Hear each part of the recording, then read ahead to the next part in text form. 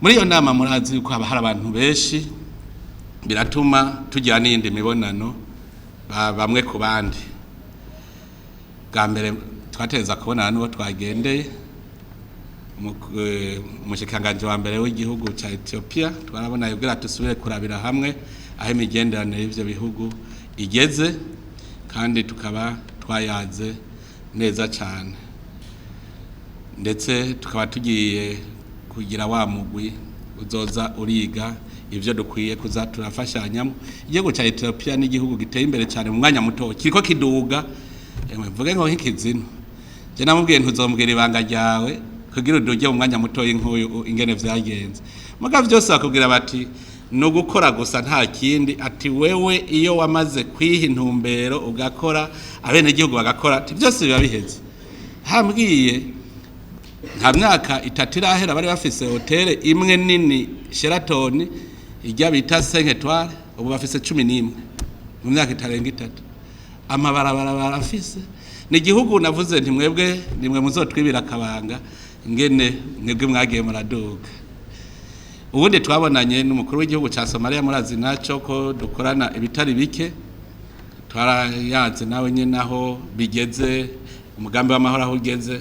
Turabona ko Somalia biriko biraza, sico kimwe n'ubwa mbere je kuko muri Somalia nagiye inshuro nyinshi ngiye kora ingene inteko zacu ziko zirakora, naho nzi turiko tuvuga tuzinanye, bakavuga bati natwe dufise iciyumviro yuko twomera nka Somalia ya kera. Somalia ya kera niyo yari ya mbere muri Afrika, niyo yari komeye, ico cari igihugu gikomeye cyane muri Afrika.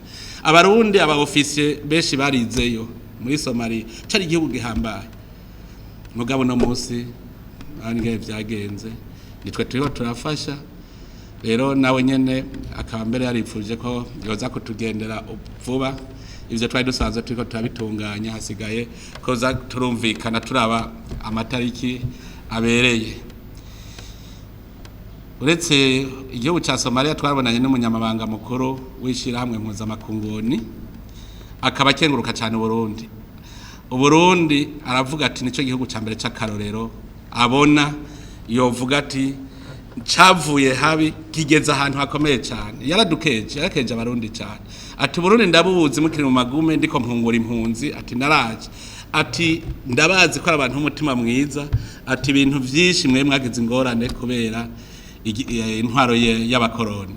Akavuga ati rero ubu Burundi nibwo bazeye amaso bose, ivyo si we wenyene yabimbwiye, no ku mutekano mu gihugu cya Republika ya Demokarasi ya Kongo, baba leta ya Kongo yaba n'amashira hamwe yose avuga bati no Burundi bahanze amaso ko aribwo buzofasha, kuko nta nyungu ihambaye atari inyungu yo kugira umubano mwiza Burundi bufise.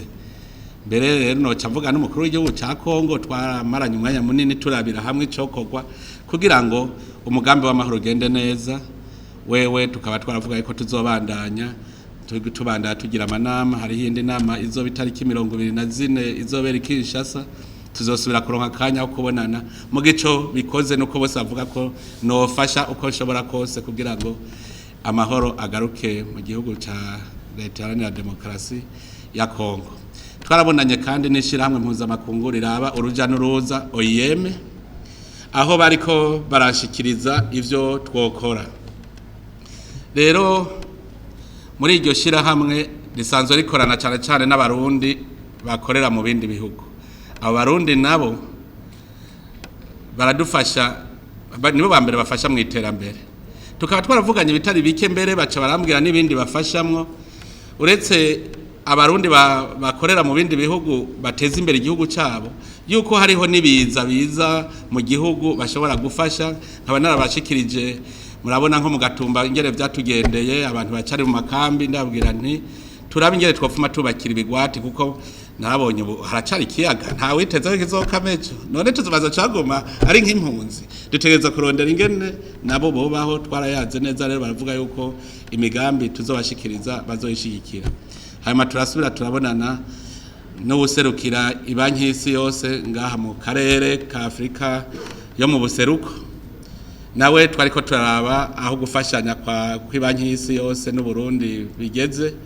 Hanyuma mugabo byose yaraduhaye impanuro zikwiye, atubaza n'ibibazo ingene ibintu vyifashe turababwira n'ivyo bodufasha ariko baravuga bati ntimuze mwizere ngo amahera ni menshi nk'akarero avuze ati nari mu myaka 5 umuntu atabahaye ni miliyoni zishika 400 z'amadolari mwoca buva ngo mwarose ifashanyi ati namwe nimumenye kwifasha murondere murabe ibintu byose bishobora gutuma muronka amahera y'agaciro murabe ibintu byose mutunganye neza utunga ry'igihugu ku buryo namwe mwibesha mutarinze kurindira ifashanyo ico rero barakizi ko jewe sare ndi ku rugamba rwo kugira intwari ibereye tugwanye bakaboko ibiturire kugira dutunganye neza itunga ry'igihugu barasanzwe babizi baranadukeza ko turiko turabikora neza kandi atuga ati Burundi mwebwe muri ku nzira nziza ntimugowe ati ni mu kanya gatoyi gusa rero nawe nyene tukaba twayaze neza rero mu majambo make novuga nti umva mugere umwe waciye utera n'indi migere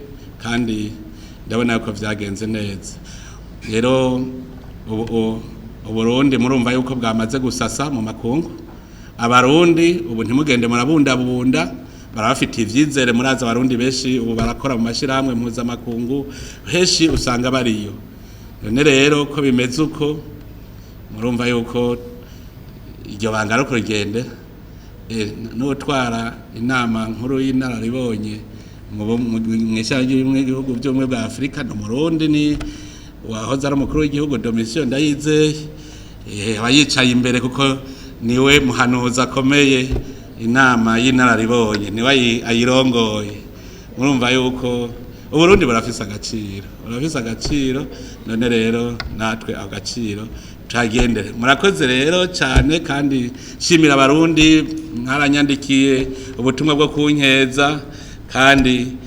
naranezerewe cyane kuko si vyanje ivy'iwanyu kuko jewe nta ntege mfise ntavyo noshobora mugabo kubera twese tugira kuri ca civugo turi kumwe twese birashoboka turi kumwe nta nakyo kitonanirana nico gituma n'ubu ngoma ndabasaba tugumane urunani tugire urukundo kugira ngo ibintu bice bigenda neza hanyuma tugwe dushimira Imana kwidutera iteka ntagire ubayibagira Imana ibi byose ni Imana iriko irabikora muri ko muraraba iyo tuvuye byose ni Imana ibikora nico gituma rero ngo kwama mwikengurukira mwishimira aho muri hose Imana ibahezagire